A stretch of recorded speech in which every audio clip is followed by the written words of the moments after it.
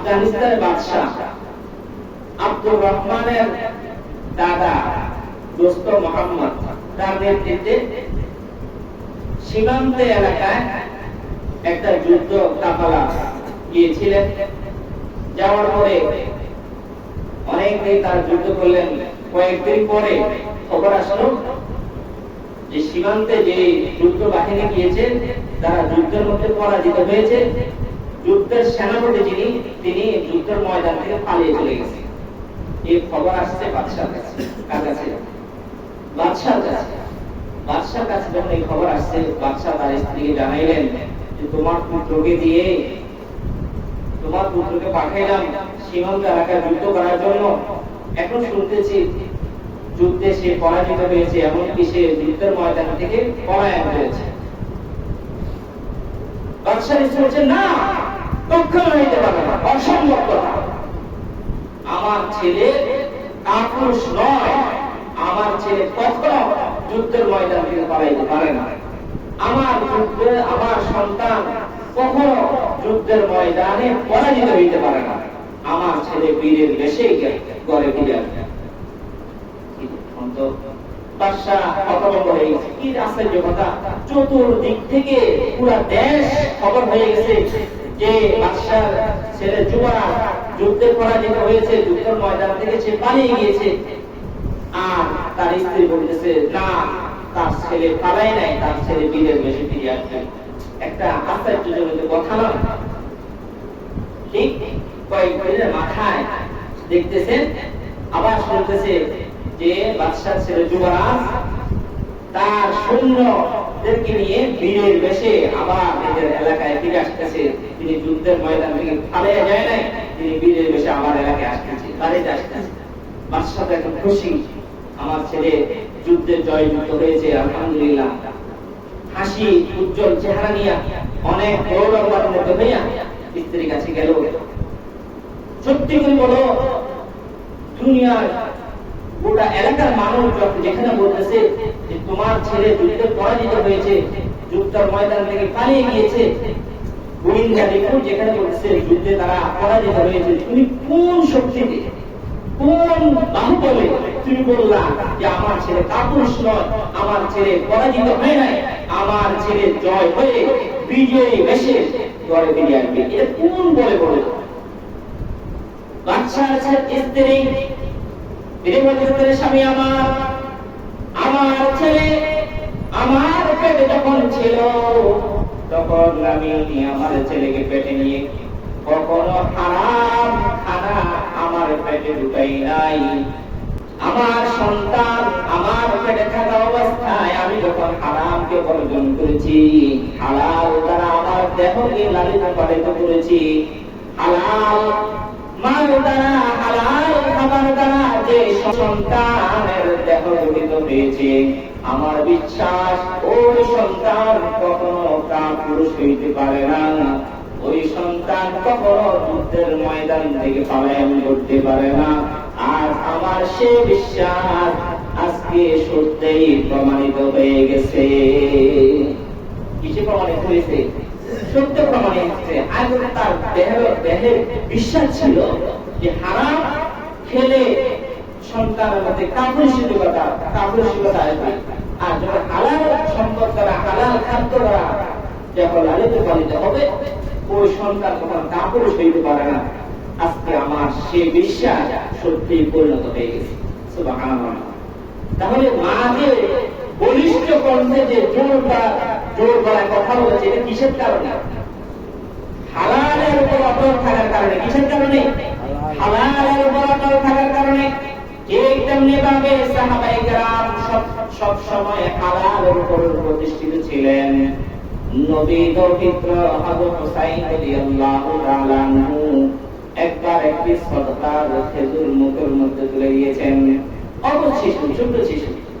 রাসূলুল্লাহ সাল্লাল্লাহু আলাইহি ওয়াসাল্লাম বলেন, ফেলে দাও, কেননা আমরা সদকা খাই না। নবী পরিবারের জন্য সদকা খাওয়া নিষিদ্ধ ছিল, হারাম ছিল। তেমনি ভাবে সাহাবায়ে কেরাম সব সময় হালালের উপর তারা সব সময় প্রতিষ্ঠিত ছিলেন। খলিফাতুল মুসলিমিন হযরত আবু বকর সিদ্দিক রাদিয়াল্লাহু তাআলা আনহু একবার বাহির থেকে করে আসলেন। আসার পরে তার গোলাম তাকে কিছু খানা দিলেন। আবু বকর সিদ্দিক রাদিয়াল্লাহু তাআলা আনহু ক্ষুধার যন্ত্রণায় কিছু খানা তার মুখের মধ্যে দিয়ে দিলেন। কিছু সামান্যতম খানা মুখের মধ্যে গিলে ফেলা হলো। হঠাৎ করে গোলাম বলছেন, হযরত, প্রতিনিয়ত আপনি যখনই করে আসেন আর যখন খাবার চান, খাবার দেওয়ার পর আপনি জিজ্ঞাসা করেন এই খানা কোথায় থেকে আসছে, কিভাবে আসছে, কিন্তু আজ পর্যন্ত আপনি কিছুই জিজ্ঞাসা করলেন না, দেওয়া মাত্র আপনি খেয়ে ফেলেছেন। আবু বকর রাদিয়াল্লাহু তাআলা বললেন, অধিক ক্ষুধা ছিল, ক্ষুধার যন্ত্রণায় জিজ্ঞাসা করতে ভুলে গেছি, খেয়ে ফেলেছি। এখন বলো কোথায় থেকে এসেছে, কিভাবে এই খাবার উপার্জন করেছ? আবু বকর সিদ্দিক রাদিয়াল্লাহু তাআলা গোলাম বলতেছেন, হযরত, জাহেলিয়াতের যুগে আমি যখন রাস্তা দিয়ে যাইতেছিলাম তখন এক ইহুদি পরিবারের মধ্যে তারা একটা সমস্যার মধ্যে পড়েছে। তখন আমি তাদেরকে মন্ত্র পড়ে একটা সমস্যার সমাধানের জন্য তাদেরকে ফুক দিয়েছিলাম। তাদের সমস্যা সমাধান হয়ে গেছে। তারা আমাকে আশ্বস্ত করেছে ভবিষ্যতে তারা আমাকে কিছু একটা দিবে, কিছু একটা করবে।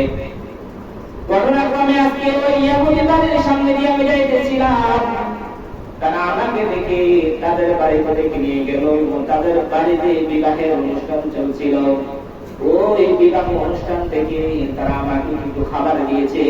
সে খাবার নিয়ে এসেছি আর সেই খাবারে আপনাকে খেতে দিয়েছি। আল্লাহু আকবার, রাদিয়াল্লাহু তাআলা বললেন, কি করলে তুমি? তুমি তো আমাকে শেষ করে দিলা, তুমি তো আমাকে বরবাদ করে দিলা, ধ্বংস করে দিলা। এই বলে হযরত আবু বকর রাদিয়াল্লাহু তাআলা নিজের তলদেশে হাত তুলে দিলেন।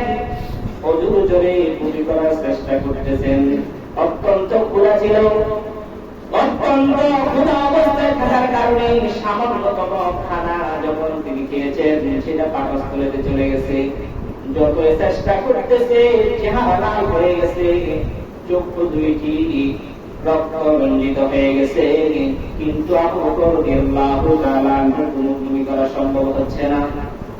পাশে গিয়ে বলতেছেন, হযরত, বেশি করে পানি খান। পানি খেয়ে বমি করার চেষ্টা করে পানির সাথে ওই খানা গায়ে হয়ে যাবে। অন্যের পরামর্শ ক্রমে হযরত আবু বকর রাদিয়াল্লাহু তাআলা পেট ভর্তি করে পানি পান করলেন। তারপরে গলার মধ্যে যখন হাত ঢুকিয়ে দিলেন, সাথে সাথে ওই পানির সাথে পাকস্থলীতে যে খাবার ছিল ওই খাবারের টুকরা বাইরে হয়ে গেছে। লোকেরা বলতো, হযরত, কি দরকার ছিল এত কষ্ট করে গলার মধ্যে হাত ঢুকিয়ে বমি করার? আপনি তো না বলে খেয়েছেন, ইচ্ছাকৃতভাবে তো আপনি হারাম খান নাই। আবু বকর রাদিয়াল্লাহু তাআলা বললেন, এই খানা বাহির করতে গিয়ে আমি আবু বকরের জীবন হতে চলে যেত, আমি যদি মারাও যেতাম, তারপরেও আমি এই খানা বাহির করে ছাড়তাম। যেহেতু রাসূলুল্লাহ সাল্লাল্লাহু আলাইহি ওয়াসাল্লাম বলেছেন, লা ইয়াদখুলুল জান্নাতা জাসাদুন বুযিয়া বিল হারাম। রাসূলুল্লাহ সাল্লাল্লাহু আলাইহি ওয়াসাল্লাম বলেছেন, হারাম খাদ্য দ্বারা লালিত শরীর জান্নাতে প্রবেশ করবে না। হারাম খাদ্য দ্বারা, হারাম উপার্জিত সম্পদ দ্বারা লালিত শরীর জাহান্নামে প্রবেশ করবে।